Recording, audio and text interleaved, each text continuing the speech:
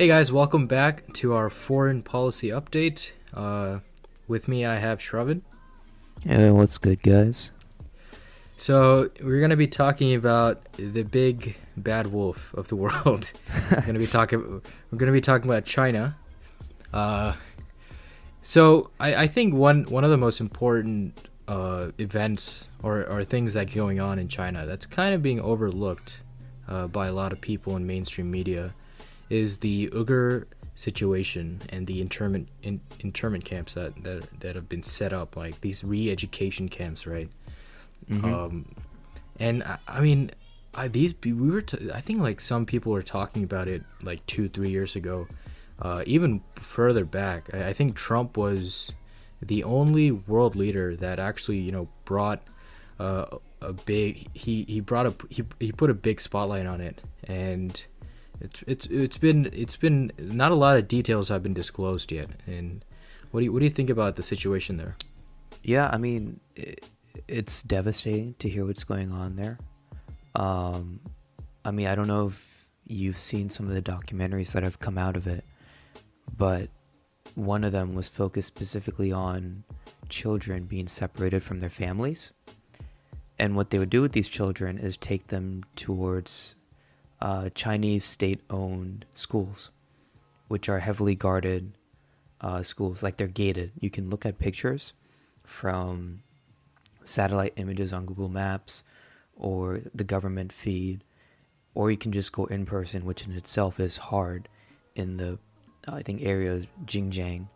But these areas are guarded, and if you just listen to what's going on there, I mean, there have been like very few video or documentaries like released within that area, and the kids there are just being punished, or not punished, being manipulated to unify towards Beijing and China. No, I mean, their little routine in the morning is, we love China, we are a part of China, we will fight China till the end. Like, that's what they're repeating to these kids every day. Like, you know how, we kids in the US, we say the Pledge of Allegiance. That's sort of what it is over there. Yeah, I mean, look, that not even it's going even further than that, right? The whole problem that's what's happening with the Uyghur situation is the fact that they're trying to strip them of their religion, right? That's the whole thing. They're trying to bring secular thought, and they're forcing it. That's the key issue, right? And that's a complete violation of religion, rights to religion, and a lot of things. And the reason why a lot of Muslim countries don't speak out against China is the whole issue with what China's doing. They're basically a loan shark, and their debt. What is that? I forgot the term, but it's like they push them into debt, right? They gave a bunch of infrastructure projects to these like Pakistan, and what Now end up Iran. what ends up happening is these guys are just so afraid to speak out against China with what they're doing to Uyghurs, and it kind of gets overshadowed. Yeah, I think it was like in 2017 when, President Xi, I think I remember him issuing an order back then saying all religions in China should be Chinese in orientation. And I guess since then there have been just further crackdowns. And yeah, I mean, they're really just trying to eradicate the culture there. Yeah, there's also another thing, right? It kind of draws parallels to a lot of even like a land dispute, right? That's going on. So basically, like the Uyghur community there, Chinese officials are fearing that this community will one day demand like a own autonomous section for They themselves. tried. They tried Yeah, before. I think so. But In like the early, I think it was like early 20th century, they tried to declare independence. But then yeah, once the communist, government came in, they took control of them in, I think, 1949 or something like that. that's right. So that's the fear that China has. and they're trying to push this secular agenda against him, and it's complete violation of right to religion, right? Mm-hmm. And the very like concerning thing is like not a lot of world leaders are bringing a spotlight to this. I mean, Trump was the only one who actually did, and Yeah. not I don't see any other like even like India Modi, right? He had some disputes with China on the Himalayan border, but he wouldn't talk about what's going on with the Uyghur population. MBS of Saudi Arabia, he wouldn't talk about it, right? Not a lot of Muslim leaders in the Middle East are also not talking about it. So, they're fearing China's power, and it looks like no one's standing up to that. Yeah, and if you look at what's happening in the region, I think it's I'm forgetting the name now. I think it's Xinjiang. I think that's the region where all these settlers are. It's just full of surveillance. It's literally a gated city. Like just in order to They're get not in, settlers. They're not settlers. They're citizens. it's not okay. It is citizens in a way, but I don't know the way China is treating them. It's totally different, man. It's really a gated community. Like just to get into that region, you have to go through security, who then has to make sure, you're allowed within this region, and that has to be signed off by a Chinese official. And then once you're in that region, there are surveillance cameras everywhere, checkpoints, cameras. The police they can do whatever they want to you there. If they think you're suspicious enough, they have no no control over what they can do to anyone there. And I mean, they track, monitor people's behaviors, track where they're going, see how much, electricity they're using, how often they use their front door. It's basically a surveillance mechanism. I don't know if it's like a test for China to see what they can use it on other populations, but it's kind of scary to think that. Coming to that, right? The whole surveillance, and you said I don't know if they're trying it on other populations or whatever. That actually happened in Africa. There's this building that I think it's a Union of African Nations or it's called something like that along those lines. China completely funded that building, all right? And it was only like recently discovered that the servers in that building since China was funding that, they brought in Chinese construction companies, Chinese designers, Chinese IT personnel, and the servers in that building were Chinese servers. And what was happening is that China, since they were building the whole building, that's pretty much like the center for all African nations. They actually bugged every single table, every single room. They had security cameras, hidden cameras, complete surveillance state of that building, and it was only it was recently shown that. So it's kind of insane that for a few years China had complete access to what African nations' agenda was. Right, Yeah. just like thousands of miles away, they're listening on what the people here are doing, their policies and everything. I do have to disagree with you with the notion that I guess the world leaders don't know what's going on. No. I'm saying they do know what's going on. They're not. They're just not standing up to China. I mean, they are trying to fight against China. I know, like this past March, the EU imposed sanctions on China, which is the first time they've done it since the Tiananmen Square crackdown. But it wasn't related to the Uyghur situation. They're saying it is. Like, I'm pretty sure one of the U.S. officials called the situation a genocide, basically. The sanctions were, it's a coordinated effort, with the EU, UK, US, and Canada. And what they've done is just target names so far. Basically senior officials. So they've, frozen their assets, banned them from travel into their nations, just based on this accusation of serious human rights violation against these Muslims. Yeah, so I mean, they've done small stuff. It's not enough, I think. I mean, considering the fact that there's over 1 million people within that region that they're basically abusing, I don't think sanctions are really the way to control China. especially since China is the one that sort of controls us in a way.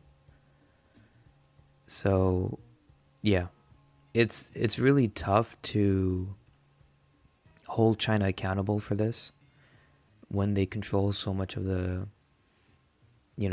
economy of the world. I mean, I'm pretty sure, I remember reading somewhere that a fifth of the cotton produced in the world comes from that region alone. That's what their main economy is there. So, yeah, I mean, they can say how much it violates the systematic violation of basic human rights, but in the end, will they really punish China for it? I mean, they need to be held accountable. I don't know if it's going to be the ICC that holds them accountable, or like you said, the EU, or some international organization. But at some point, they're going to have to, be held accountable for this. And I mean, we're not even making much progress on. I mean, I'm going to pivot into the COVID investigation. Even with that, right? They're not even disclosing so many documents about the Wuhan lab, right? I mean, that's just China in general. They don't. That's what I'm saying. Disclose So anything.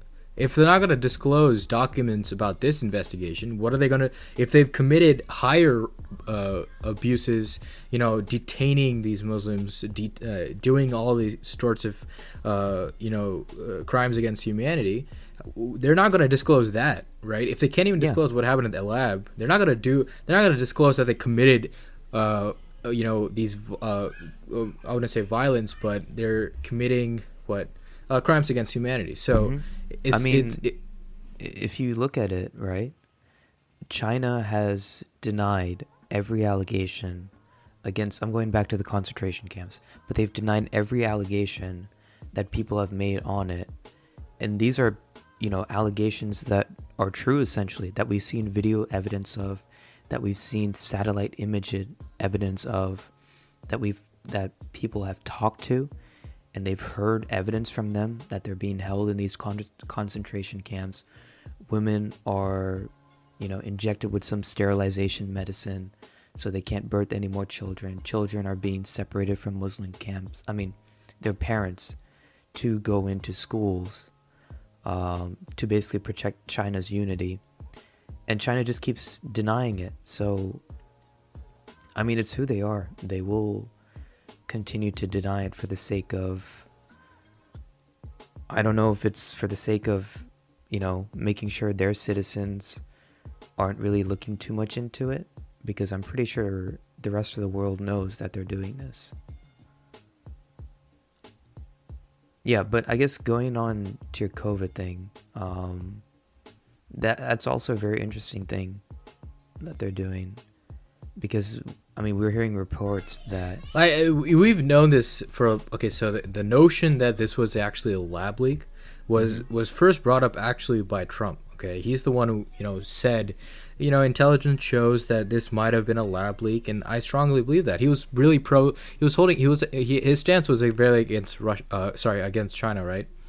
But guys like Fauci, a few other people on the board, they came out and said, I don't think it's really, I don't think it's really lab leak. I'm more inclined to think that this was a natural incident. But now they've done a complete 180, right? Fauci is now saying that there's growing evidence that this came from a lab leak, and he's saying that I'm starting to think that it's not a natural incident, but more a human error type situation. So to this we've sent. I mean, I think we covered this a few podcasts ago. That the CDC, not the CDC, the WHO sent a team of scientists to Wuhan to investigate. Where's the report? I mean, it's been months. So I don't think they got anywhere. They got nowhere. It was a dead end. It was a dead end for them. Yeah. Right. China was not cooperative at all. So how do you force this nation to hand over documents? In what jurisdiction? We can't subpoena anything, right? This is their nation. There no international board is, the WHO is their second top donor is China. Once Trump got out, China was their top donor for like a year or so. and Hmm. I think they still are, right? Do we join back the WHO? Yeah, Uh, yeah, we did. okay, so for a few Yeah, years, China I was think the actually the top first donor. day. Hmm. Yeah, it's like who's gonna hold China accountable? I mean, they're starting to donate to a lot of organizations out there, uh, almost as equally, if not the second highest, being the second highest donor. So if they have these guys in their pockets, then obviously you're not gonna go anywhere. Scientists, you can say in a headline, "Oh, we're sending scientists. We're sending a team of investigators," but after a few weeks, after a few months, nothing happens. Everyone forgets about it, and the next headline comes around. So, I mean, people have to. So there has to be some country, some governing or international body that holds China accountable and demands a release. I mean, how do you combat this? And the fact that, the White House is saying that, or they're not committing to the fact that China should be punished if the lab leak theory is true, just shows the fact that Biden is looking to just make sure that he can survive relations with China. He wants to get it back under control, which shouldn't be the case. I mean, you can't wait for the 90-day review to reassess what punishments you should lay out should the matter of the fact be true. I don't know. Yeah, What do you think about it? I mean, regarding Biden, I don't think he's not as he's not taking a stance like Trump against China. He's more appeasing to China right now, and that's probably because he's probably trying to make some new trade deal under his presidency to be remembered for, instead of instigating more conflict or something like that. Um, And I think that's a wrong approach to where China is right now. They're growing at a much faster rate. All right, they're going to take over our GDP in a few years, probably under Biden's first term. I wouldn't be surprised if it's in this fourth year. And if China continues this growth, right, and they start to dominate some regions of the globe, like Africa, like Latin America, like the Middle East, in the next 2 decades, the U.S. won't be the sole superpower. It will be China, and China will be the one with the most leverage in any international conversation. So it's time. You got to take a stronger stance against China now to prevent that type of thing to happen in the future. Yeah, but I guess going back to like the coronavirus situation itself, I don't think it's only the fact of where the virus originated that everyone should focus on, but it's how China responded to it. Yeah, that too. That's the other main thing that they should focus on. Because if everyone Right. keeps forgetting that, I mean, everyone, like, there are reports now that saying the first cases came in November of 2019, not even December. Yeah, I mean, I And remember reading in December too. yeah, so I mean, December was when it started coming out, and we didn't even know there was a virus. But if there are reports in November that people were dying from this, and the government was just covering it up as much as they could, I mean, how do we know that, they're not covering up the origin as well? Because what other reason would they have to cover up a natural airborne virus? Yeah, I completely agree. Like, look, sure, okay, even if it's a lab leak, all right, fine, you made a mistake, all right, that's fine. You gotta alert the international community. I mean, this is a virus that spreads faster, that affects the organs at a much stronger level, right? If you have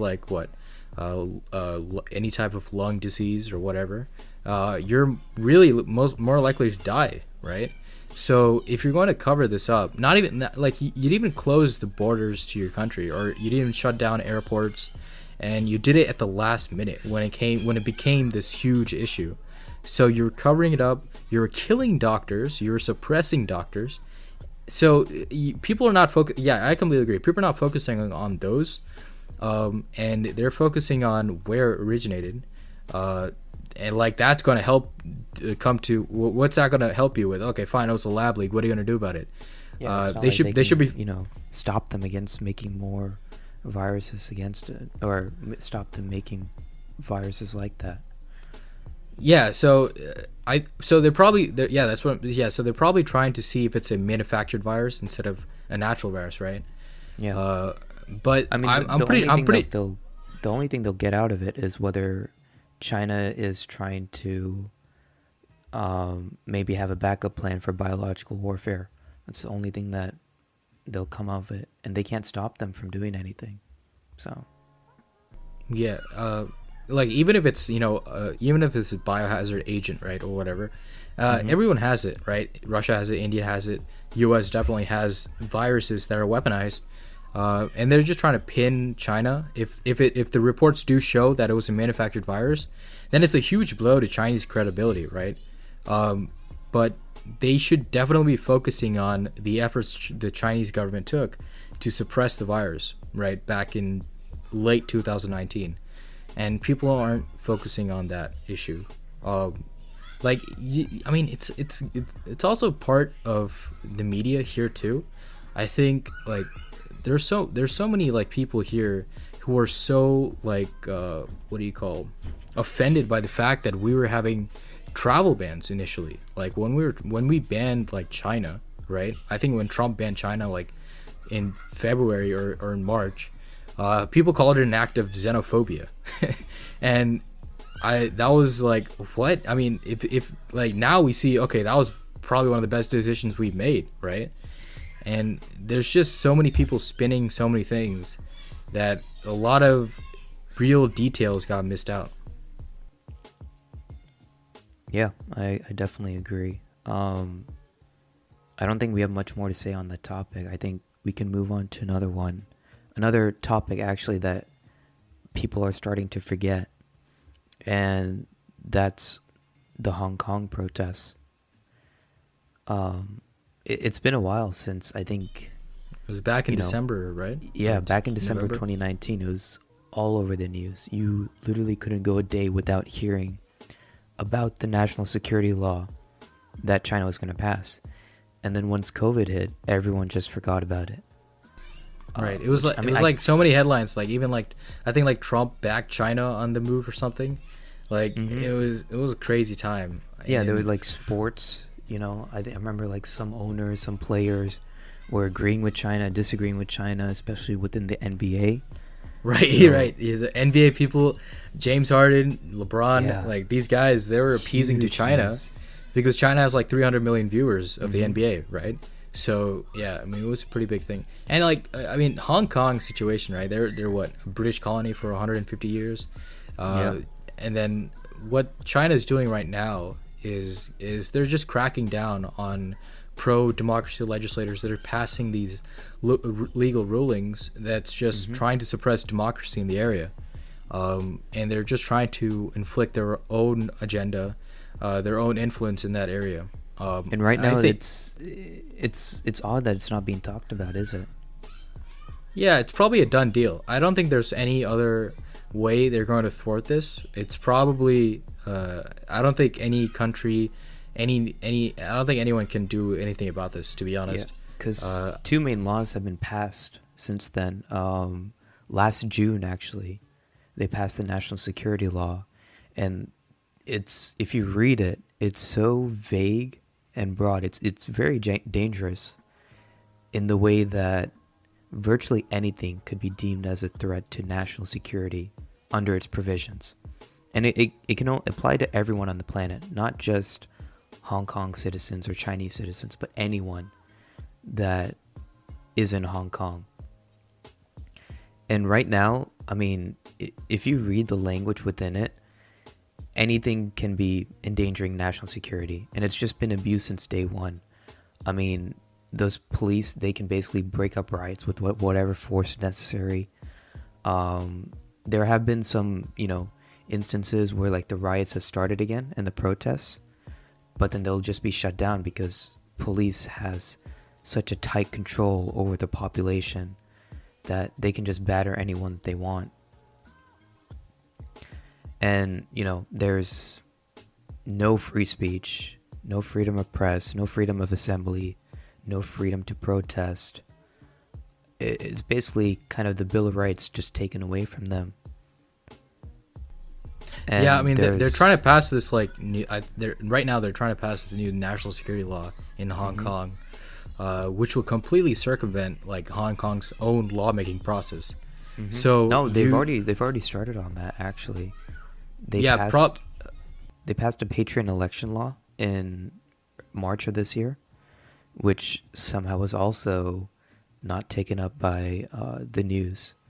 But basically what they've done is, originally Hong Kong had a 70-seat legislature, which was split between elected seats and functional constitutionaries. And those functional constitutionaries were, allies of Beijing. Now what they've done is they've taken that 70 seats and expanded it to 90, with more than half of those in turn being favored by Beijing. So they've basically taken control of the election committee and the election process within Hong Kong. It's devastating. And the thing is, I don't know why especially this news, has gone away from national attention. I mean, you looked at just Hong Kong in general. Why no one is talking about them anymore? If you remember 2019, I'm pretty sure 75% of the population within Hong Kong were out in the streets protesting. I don't think you can get 75% of people to agree on a single thing, protest against it. Like, it's hard to do that. It's just a case of they're either too big or too small, right? China's too big. If you look at like what's happening in Burma, like with the Myanmar incident, right, where they had the coup, right? They talked about it for a few days, and no one's talking about it right now. There's still a military rule. There's still so many protesters being killed. Yeah, but this no was one's talking going about on it. for They're so 3-4 months. small. That's what so Myanmar is so small. They talk about it for a week. It's gone. China's so big that everyone's afraid to talk about it, right? Because China controls the manufacturing power, and if a small country decides to, let's say, talk against China, like let's say Hong Kong's a country that supports Hong Kong independence and Hong Kong autonomy, if they decide to talk against China in the South China area or in Southeast Asia, and China has full power to completely exert their influence over them.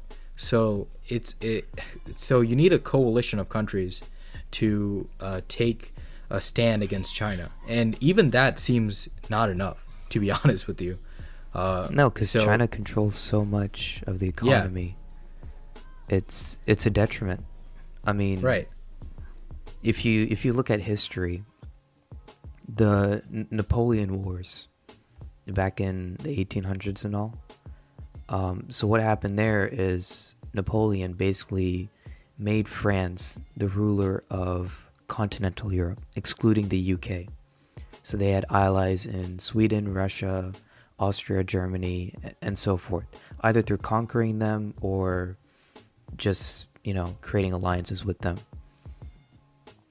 And back then, UK, was the big trader. Like, they had control of the seas, control of the navy, and they had a lot of money in agricultural products that were useful to a lot of the other countries. And what Napoleon did was he basically restricted trade to all of them. He basically restricted trade from continental Europe and the UK. So they couldn't trade with the UK, and the UK can't trade with them. He blocked it all. But what happened was the economy for almost every country but France took a nosedive after that, because UK is such an integral part of the world's economy back then. And it's basically the same thing that would happen here if we take China to that level. Like, China will survive with itself, but we can't survive without China right now. Yeah, that definitely has some truth to that. I mean, when you control how things are made, pretty much 80% of tangible products in the world, right? Whatever you Mm-hmm. take, what clothing, toy, made in China, made in China, made in China.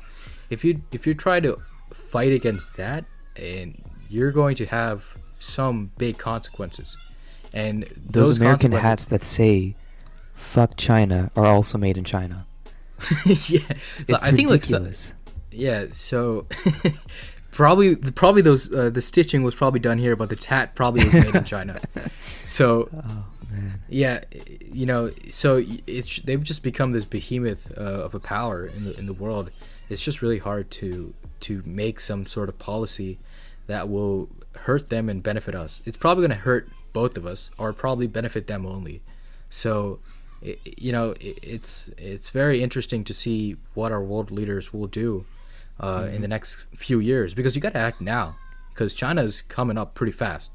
So they only have what, 5, maximum 10 years to keep a check on China, or they will become the next superpower. And they've already, even in terms of military might, they are copying a lot of U.S. Fighters, right? The F-35 was copied. They're copying the F-22, which is our top tier fighter. So they're making their own fighters. People are buying those fighters. So if they also start to grow in terms of military and bring their military up to par with their economic power, it will be very, very hard for the U.S. to compete with China on a global scale. I agree with that. I don't. It doesn't matter if the dollar's like the gold standard for oil or something. No. It doesn't matter. China will become the sole superpower. They have nuclear weapons. They are controlling countries all over the world. Yeah, I agree. I think the only way China can destroy itself is by itself. Like, they have to destroy themselves within. I don't think any superpower outside of China can really, take down the power that it holds right now. And it is a possibility. I mean, I think we should maybe save it for a special on what China's future is as a whole. But there are both, good and bad sort of outlooks for China, in ways that they can fail, in ways that they can succeed.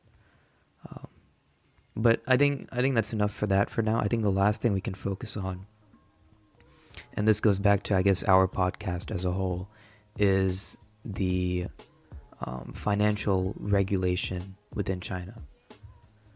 So, back in November, I think was it November, when Jack Ma made that famous and tragic speech? I mean, I still don't know what he was thinking then. Surely he disappeared off the face of the Oh planet. gosh. But yeah, it's something I like about China in a way, how they can regulate any company, no matter. I don't like that at all. In a way, it's good, because I mean, you look at the U.S., right, and the companies are basically controlling the U.S., but then on the other side of the world, the government controls the companies. So, I mean, both of them have their benefits and faults to it. It is a double-edged sword, right? It's not like the government there is a good government and they're controlling the companies. No. So Yeah, everyone has their own agenda, whatever. Companies here have their own agenda. They're controlling the U.S. The CCP over there has their own agenda. They're controlling the companies, right? They're cracking down on employees and everyone there. So it is, it's not necessarily a positive thing. Certainly maybe admirable in a certain perspective, but I wouldn't say it's a positive thing. I don't believe in too much government intervention in the free market. No, I don't either. But it is, I guess, in a way, kind of nice to see that a government can still regulate. I mean, what is Alibaba's a half $1 trillion company. So in a way, to see them kind of knock them down a couple pegs is something I'd wish I'd seen the U.S. with some of the companies here. So yeah, it's hopeful. Probably will never happen. There's definitely truth to that argument. I mean, Amazon, insanely huge. Facebook, Google, these guys are insanely huge, and they're controlling the government. There's definitely some truth to how government should regulate, but a complete 100% regulation where, Yeah. let's say like Amazon wanted to take some company in an IPO, right? Let's say they had this EV startup and they want to take an IPO, and then suddenly the U.S. government says no. I mean, what is that? That's not the right thing to do. All right, Yeah. and that's I mean, exactly what happened with Ant Group, right? Yeah, I mean, the great thing about China is that, and the reason why they've survived for so long is because they're not a full socialist economy, but at the same time, they're not a full capitalistic economy. So rather than fighting their economy is capitalist, but their government structure is complete a communist structure, right? So one party ruling. In their minds, what they've done is taken the best of both worlds for them to control. I don't. I mean, in the leaders' minds, because the socialistic government helps them control the people, but then at the same time, you want to grow your economy and bring prosperity to your nation, which is why they've instituted a capitalistic economy. Right. So for them, capitalism's right great. now, I love capitalism. Don't get me wrong, but in terms of for them right now, I think that's what they wanted to achieve: full control, while at the same time achieving economic prosperity. Which, hey, fair game to them. They've done that. They've brought themselves from the lowly depths of when Japan attacked them during World War II to become one of the most prosperous nations on earth. Definitely. But in terms of, their communist structure in society where the government's controlling everything, that is not a great thing. I mean, these guys, like a regular citizen in China, the apps they use, right? What is it? WeChat, a few other payment apps. Every single Alipay, thing you type, you send money, you pay somewhere, it is being tracked. There are security cameras all over the streets with really high zoom rates. So every single aspect of your life is tracked 100%. Here, sure, I mean, Snowden exposed some NSA programs that are tracking us, but it is definitely not to the extent what the CCP is doing with their citizens. And that is a complete violation of rights. And who knows, that could be that could very well be the end of what happens there. There could be a huge revolt. I don't know. There could be division in their government based on certain things. Very unlikely, but like you said, I mean, if China has to, be dismantled, it's probably going to happen within their borders.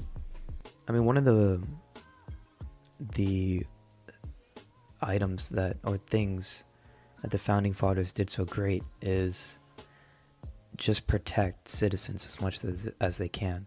I mean, they can't, predict everything that's going to happen in the future, but it was tested severely, our constitutional limits, back in, December and January, where, the Republicans had the majority and they still tried to take control of the government, and yet the Constitution just didn't allow them to. So, are you talking about the January 6th incident? Not the January 6th incident, just the whole fact of Trump bringing lawsuit after lawsuit, and just him making claims and the Republicans making claims and trying to figure out a way for them to stay in power, and yet still, in the end, Biden and the Democratic Party still took control. That's just one of the highlights of the Constitution. It still works to this day to suppress any sort of power that the people don't want. Yeah, there's some truth to that. I mean, the laws that protected Trump from doing this, right, are actually like recent laws, right? The state laws. Yeah. So, but I mean, the fundamental idea in the Constitution, that definitely still holds today. There's a reason why so many countries. There's a reason why so many countries are modeling their constitutions with ours, right? So it's probably one of the greatest documents written in modern history. So yeah. I mean, the ideals of the Constitution and the Bill of Rights and the amendments are like perfect for the way to run society. The laws that are implemented, maybe not so much, but it still protects us citizens. Not in the same way that China has. Well, yeah, it's a work in progress, right? Yeah. But fundamentally, some of the First Amendment, for example, of course, the Fifth Amendment, right? So, of course, we had further amendments that granted rights to slaves, and it definitely is a work in progress. Yeah. But all that culminated from what the founding fathers said, right? So, And yeah. I guess going back to China, a lot like the US, the power is given to the people. The more people that unite underneath that constitution, the more powerful that the constitution becomes. And it's sort of the same way in China, where so many people in foreign nations are against China as a whole. Their ideals, their economy, the way they treat their labor force, or, the COVID investigation. So many things that are just inhumane. But the thing is, people support their nationalistic pride. And right now, China is trying to work towards making sure that that unity stays true. It's why they've separated children from their parents in the Muslim concentration camps, to make them a part of China, to strengthen that unity. They don't want to kill them. They just want to force them to change. They want more people to be under their power, and that's important to them. Because right now they control most of the economy. So as long as internally they stay right, for the next 10 years, I don't know what lays for them after that, but at least for the next 10 years, they have a good chance at being up there with the US in terms of economic and social power. But yeah, that's the main thing, unity. Can China keep that unity for years to come? Because as soon as they start doing too many wrong things on their citizens, well, it'll be like any other dynasty that's happened beforehand. And it may be overthrown, it may be toppled, who knows? I mean, that's the, I guess going off on a tangent, that's the way the New World works. I mean, beforehand we had monarchs and dictators ruling our countries. And that's why every 100 years or so, they would get overthrown, and a new leader would rise to power, and then they would do something bad, and then they'd get overthrown. And it's sort of the same thing. But now, these sort of revolutionary ideas are different, because the people have created the government. So now, history can't really tell us what's going to happen next, because technically the people have control, and this is the first time we're doing it. So, I mean, who knows if, like, the US will ever die? Like, maybe we're a dynasty as well. We'll be a long-lived dynasty, like the Roman Empire. But maybe someday we might die as well. Yeah, I mean, whatever starts ends. Yeah. Yeah, I mean, we gotta remember that at some point. Like, sure, we're a country, but in reality, we are a dynasty. So how long is it gonna last till the next major change occurs is anyone's guess. I would say probably not for a long time. Yeah, not for a long time, especially with the way everything is set up now. I'm a firm believer in this. I think what would probably have a huge impact is the I don't want to go on a tangent here, okay? But I just want to say this: the us leaving Earth and going to Mars and starting to colonize parts of Mars, which is a few decades, probably centuries from now. That will probably start to wipe some power off, the so-called dynasties in this planet. As people start to move, this is probably far-fetched, but I believe that would probably end certain powers here, and people going to other planets like Mars. Yeah. But in the end, it's unity that holds countries together, and if China can maintain that, they'll survive. Yeah, Um, definitely nationalist and unities that hold countries together. hmm Yeah, I mean there are cracks here and there within the Chinese system. They're not perfect by any means. Whether those cracks could develop into a weakening of their strength in the world, who knows? But I think we can cover that next time. I think that's all we have to talk about today. Yep, I think I think we should be done with China on what they're doing currently. Oh, we are never And done with China. oh well, so far what they've done, right? I think Yeah. we've covered a good amount of stuff, I, and I bet you we'll come back to them in about 6 months. probably sooner than that. We'll probably You think mention so? them. Yeah, probably sooner than that. But I think that's all we have for you guys today. Uh, our next episode will be on the financial update, and we will have a special coming around pretty soon. So stay tuned for that. Please follow us on Spotify, like, share, and subscribe on YouTube, and we'll see you guys next. Yeah, we will see you guys then.